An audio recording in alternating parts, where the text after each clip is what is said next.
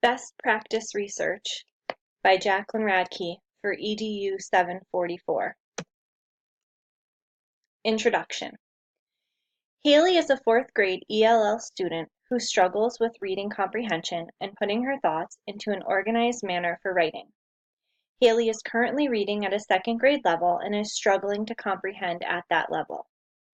Some strategies and interventions that are already in place include providing her with sentence starters for writing, allowing her to use the computer to read to her during assignments, graphic organizers, and having tic-tac-toe boards for her to choose the activities that she feels best fit her needs. I see Haley in my lowest reading group for 30 minutes each day, as well as for another 30 minutes each day during intervention time. According to Spear-Swerling, poor comprehenders may have weaknesses in many specific areas, including use of comprehension strategies, text structure, and background knowledge. I often notice that those are all things Haley has issues with, especially background knowledge. She does not have a lot of experiences in a lot of background information, so that tends to hold back her comprehension as well. 3 of the strategies that I would like to implement for Haley for Tier 1 differentiation interventions are the PRC2 method, Think Aloud Mysteries, and vocabulary repetition and reinforcement. For strategy 1, the first research-based Tier 1 intervention is the PRC2 method. Ogle and Koryakhovtun state that in the PRC2 method, student pairs have similar reading levels and interests, and the focus is on content learning. Partners share one text on an independent or easy instructional level and take turns reading the 2 pages of adjacent text orally.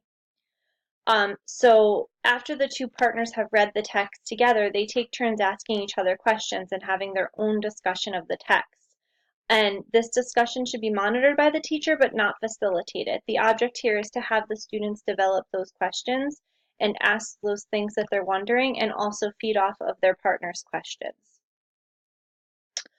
This is a great strategy for Haley as well as all of my students because it provides them with the opportunity to read with someone on their same level and have meaningful discussions about their reading. This is a strategy that can easily be differentiated for each pair of students. This is also a strategy that would start off as scaffolded for some students by providing them with a list of generic questions that they can ask each other for the first couple of times that they try the strategy. PRC2 allows for 3 things. It increases the students' independent reading of material on their level. It allows students to ask and answer questions comfortably. And it provides students with an opportunity for classroom talk and higher level discussions. Specifically, part of Haley's comprehension weakness is her lack of background knowledge, as I mentioned earlier. This strategy can assist in her developing more background knowledge on the text because she'll be having those meaningful discussions with her partner. The second strategy is Think Aloud Mysteries. Aileen Smith states that the Think Aloud method draws out whatever strategies the reader or writer is using because the person verbally explains the mental processes being used to make particular connections between facts, determine the significance of various parts of the text, make predictions, and draw inferences or conclusions about the overall meaning or goal of a particular text. This is a great strategy specifically for Haley because being an ELL student, the practice with talking and thinking out loud will help her to develop those language skills that she's still weak in. This strategy can be differentiated for any level learner. For the lower level students, the teacher can facilitate the Think Aloud. However, the upper level students can facilitate Think Alouds with each other, similar to a literature circle. So while the lower level students are being asked the guiding questions to get them to think aloud by the teacher, the higher level students are asking the questions themselves to each other. Oftentimes, the students who are not as strong in reading sit back and wait for others to answer the questions being asked. In this process, every student is engaged. Learning by doing means every student is actively involved, whether reading aloud, writing, or guessing and explaining reasons. Students hear others' ideas and thought processing out loud and quickly begin to imitate these strategies. This is a great strategy to ensure that every student has a role and is not relying on the rest of the kids to answer the questions for them.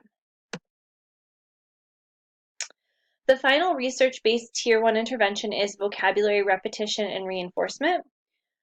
Vocabulary is one of the toughest aspects for ELL students to grasp. The language differences are so large, and it is difficult for them to put those differences in place. One way to assist with that is repetition and reinforcement. August McCardle and Shanahan state vocabulary is an obvious area in which to focus instruction for ELLs because it emphasizes teaching the meaning of words and their structural components. Vocabulary is crucial for reading comprehension. If the student does not know what the words mean, then he or she cannot understand what the book means. One program I use in my classroom is an older vocabulary kit that my district did away with. I have the upper grade version, which is the grade 5 version, and I use it as a center with my higher level reading groups. Looking into a lower level kit, specifically a grade 2 kit, will be beneficial for my ELLs and other struggling learners, especially Haley. Having all students working on the same program and their own level of need is a great way to differentiate vocabulary needs as well. I can explicitly teach the words to the group that includes Haley. Explicitly teaching them is not something I do with the higher group, so that would be a form of differentiation. And then I can provide activities throughout the week that incorporate those words when the students are reading. The repetition and reinforcement will be extremely beneficial in learning the words. For assessment, the best way to monitor Haley's progress with the 3 strategies discussed in this presentation would be through observation.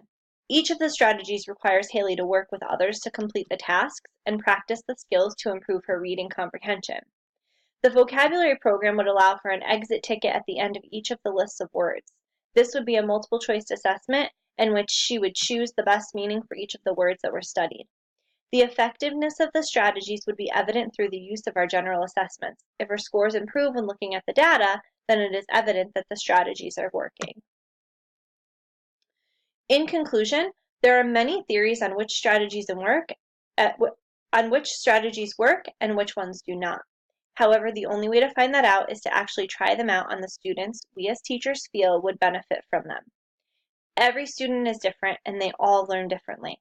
While it is easy to identify trends, I feel as though Haley would best benefit from PRC2, Think Aloud Mysteries, and vocabulary recognition and repetition. The only way to find out if something works is to try it. And while these strategies may work well, there is the possibility that they may not work at all. And as a teacher, I will do what we do best, adjust the instruction, and try again. The following are the list of references that I used when completing this research presentation. And I thank you for viewing and look forward to continuing to work with you.